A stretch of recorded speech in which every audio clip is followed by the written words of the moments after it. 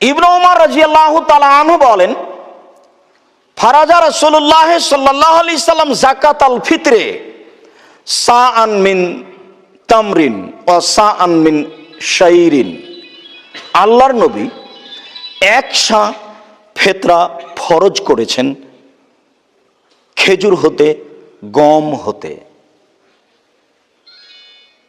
আলাল আবদে ওয়াল hurray, Das দাসীর উপরে, স্বাধীন পুরুষ নারীর উপরে।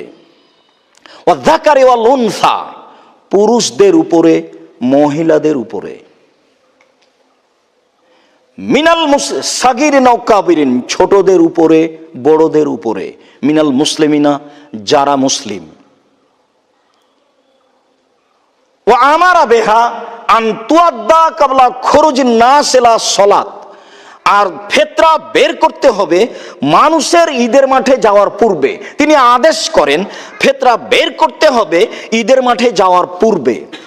আবু দাউদের একটি বর্ণনায় বোঝা যায়, হাদিস সহিহ, যে 28 রমজান 29 রমজান ফিতরা বের করা যায়, অর্থাৎ ঈদের 2 দিন আগে।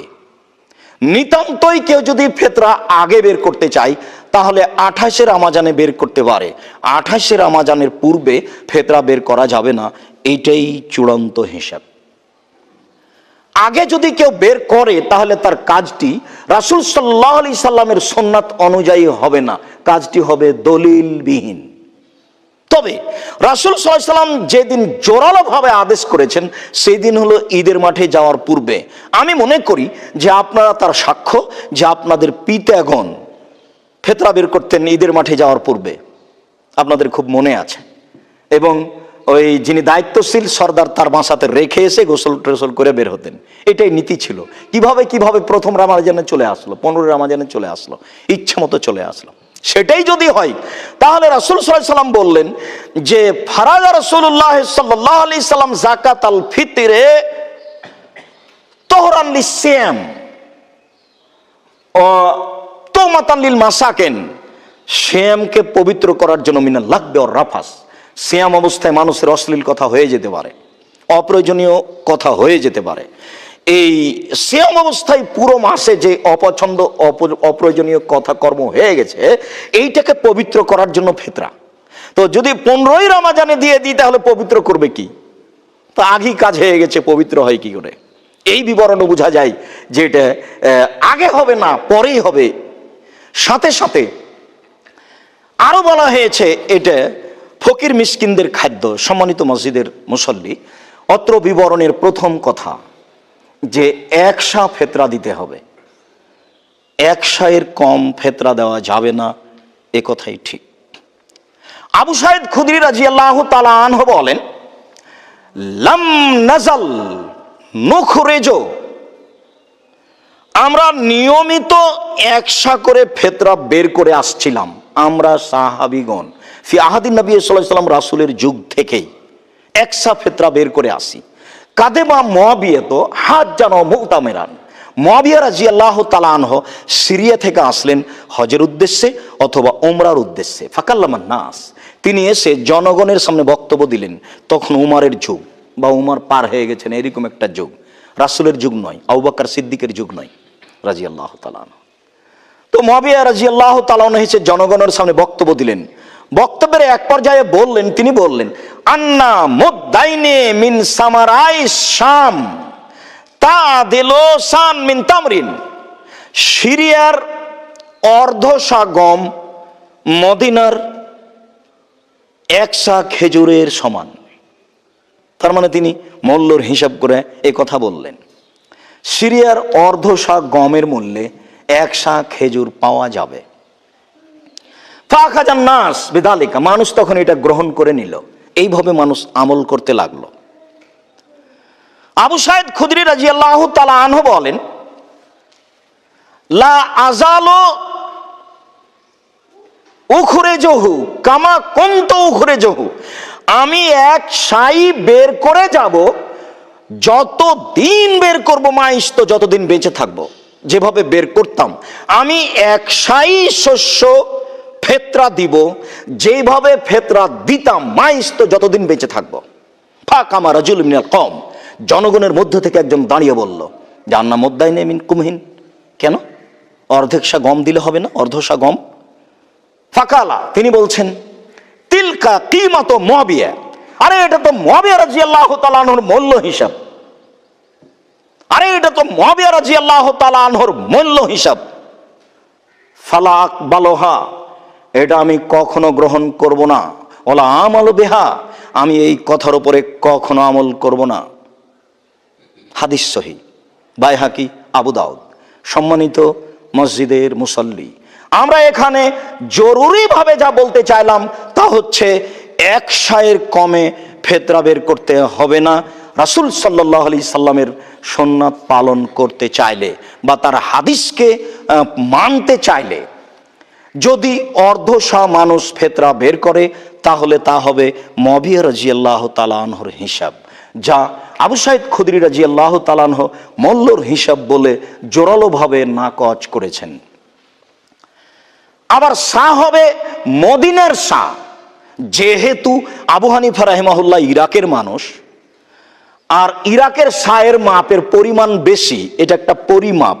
আগে আপনাদের বাড়িতে আপনার বাপ চাচারা ধান মাপতো আড়িতে, কাঠাই, ওটা 5 কেজির বা 7 কেজির বা 4 কেজির, তারা বলতে এত কাঠা হয়েছে মানে এত মন হয়েছে, এই হিসাবে এটা পরিমাপ। তো সা হচ্ছে একটা পরিমাপ। আজও সৌদি আরব থেকে যদি একটা সা নিয়ে এসে, মদিনা থেকে একটা সা নিয়ে এসে যদি এসে গম বা চাউল মাপেন, তাহলে মোটামুটি 2 কেজি 400 গ্রাম, 450 গ্রাম, 500 গ্রাম ধরতে পারে। যার জন্য এইটা সহিহ হাদিস অনুযায়ী সিদ্ধান্ত হলো ফেতরা দিতে হবে মাথা পিছু 2.5 কেজি। আর যদি ইরাকের সানি এসে এখন মাপেন তাহলে মোটামুটি 3 কেজি, 3.25 কেজি, 3.5 কেজি ধরবে। তো তারা 3.5 কেজি অনুযায়ী 3.5 কেজির অর্ধেক চাউলের দাম যত হয় তত চাউলের দাম ধরে ঘোষণা দিয়ে দেয় যে মাথা পিছু এত টাকা ফেতরা দিতে হবে, যেটা ভারত, বাংলাদেশ, পাকিস্তানে খুব জোরালোভাবে চলছে। আমাদের দেশে নির্দ্বিধায় চলছে, কেউ ভাবা প্রয়োজন মনে করে না, যেহেতু আলেম ওলামা বলছেন ভাববার কি আছে। তাহলে ইরাকের সা অনুযায়ী 3.5 চাউলের হিসাবে অর্ধ চাউল অর্থাৎ 2.25 কেজি চাউলের দাম যা হয় সেই দাম ফেতরা দিতে হবে মাথা পিছু। এটা ধরে নিয়ে আদেশ করা হয়, সে আদেশই এই সমাজ বলবৎ রেখেছে, যা শরীয়তের অনুকূলে নয়। যদি শরীয়তের অনুকূলে সরাসরি না হয় তাহলে তিনি বলছেন তার কাছে দলিল চাওয়া হবে, অন্যথায় ছেড়ে দেওয়া মানুষের জন্য একটি গুরুত্বপূর্ণ সুন্নাত পালন করা হবে।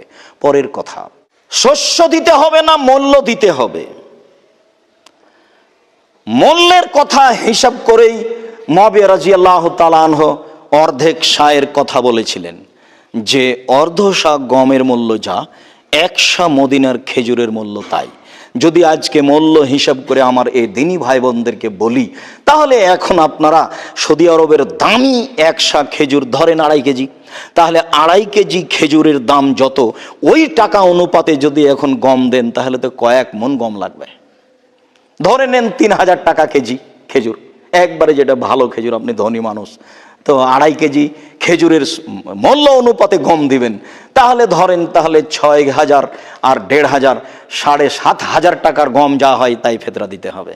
রাসূলের সুন্নাত থেকে একটু এড়িয়ে গেলে বিপদে পড়া ছাড়া কোনো পথ নেই। আপনি যখনই 2 আজান দিতে যাবেন তখনই সামনে দিবেন না, বাইরে দিবেন না, কোথায় দিবেন না, জোরে দিবেন না, ধীরে দিবেন, এত বিপদে পড়বেন, বিপদ থেকে বের হতে পারবেন না। তো চলছে যে, তো অনেক ধর্ম এভাবেই চলছে, এটাও চলছে, ঠিক এটাও চলছে, যে মূল্য দিয়ে তো চলছে, চলবেই। মানুষ যেহেতু বিবেচনা করে না, জোরালো দলিলের আশ্রয় গ্রহণ করতে চায় না, যার জন্য চলছে। সম্মানিত মসজিদের মুসল্লি, অর্ধশা ধরার কোনো সুযোগ নেই, মূল্য ধরার কোনো সুযোগ নেই। একাধিক হাদিসের বিবরণে বোঝা যায় রাসূলের যুগে শস্য বের করা হতো, অতএব কিয়ামত পর্যন্ত মানুষকে রাসূলের সুন্নাতের অনুসরণ করত, শস্যই ফেতরা দিতে হবে, মূল্য নয়। হাদিসের বিবরণে আরো বোঝা যায় যে মানুষ যদি শস্য না দিয়ে মূল্য দেয় তাহলে সে গুনাহগার হবে রাসূলের সুন্নাতকে উপেক্ষা করে। অনেকেই বলতে চাচ্ছেন যে শস্য তো ভারী, কে দিবে কে নিবে? আরে কে দিবে কে নিবে মানে, যদি কেউ নেওয়ার না থাকে ফেলে দেন, এ তো মানুষের ময়লা, তো এটা ফেলে দেন, কেউ যদি না নেওয়া না থাকে, সেই টেনশন আপনার কেন হলো? আপনি এই দিকে কেন গেলেন যে টাকাতে সুবিধা, শস্যতে অসুবিধা, কে দিবে কে নিবে, এটা কেন? শস্য বের করেন, পথ হবেই। ধর্মের অন্য অন্য জায়গায় পথ হয়, আজকে হবে না। এখানে কোনো পথ বের করা যায় না। লকডাউনে সব শরীয়ত উল্টে যাচ্ছে, সব শরীয়ত উল্টে যাচ্ছে। আলেম ওলামা দিব্যি ফতোয়া দিচ্ছেন, মুখোশ পরে সালাত আদায় করেন 3 ফুট দূরে দূরে। তাদের পক্ষ থেকে সরকার পরামর্শ অনুমতি পাচ্ছে বলেই তো করছে, এবং নির্দ্বিধায় তারা বলছেও। এখন রাসূল সাল্লাল্লাহু আলাইহি সাল্লাম, একটা কথা বলে রাখছি, রাসূল সাল্লাল্লাহু আলাইহি সাল্লাম শরীয়তের প্রতিটা ব্যাপারে যত জোরালো চাপ দিয়ে বলেছেন, সালাত আদায় করার সময়তে সারিবদ্ধ হয়ে প্রাচীরের মতো দাঁড়িয়ে করতে হবে, এত চাপ শরীয়তের কোনো জায়গাতে দেননি। কিয়ামত পর্যন্ত কেউ প্রমাণ করতে পারবে না যে এত চাপ অন্য কোনো জায়গাতে দেওয়া আছে।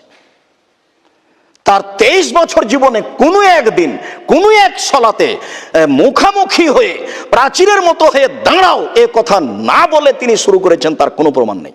কিয়ামত পর্যন্ত প্রমাণ হবে না।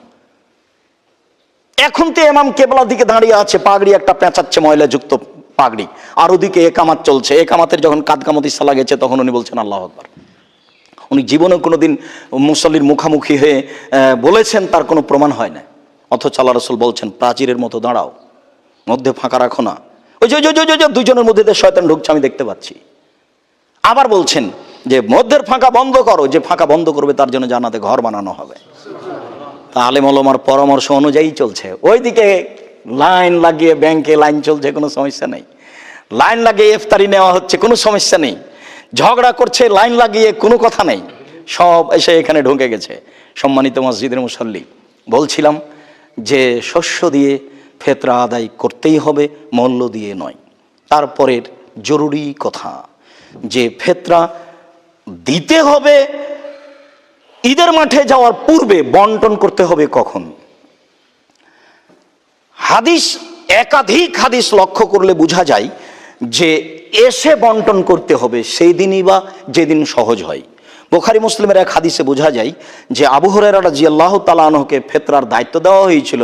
তাতে চোর এসে নিয়ে চলে গেলে 1 দিন 2 দিন 3 দিন কয়েকদিন থেকে গেল বন্টন হতে, তারপরে বন্টন হলো। এরপরেও গরিব দুস্থ ফকির মিসকিনকে লক্ষ্য করে যদি ফিতরা বন্টন করা হয়, তাহলে ঈদের দিন সালাত আদায় করে এসে বন্টন করবে। আগে বন্টন করার কোনো প্রমাণ হয় না। এরপরেও যদি 1 দিন 2 দিন আগে আদায় করে, তাহলে সুবিধার্থে বন্টন করতেও পারে, কিন্তু হাদিস দ্বারা প্রমাণ হয় না।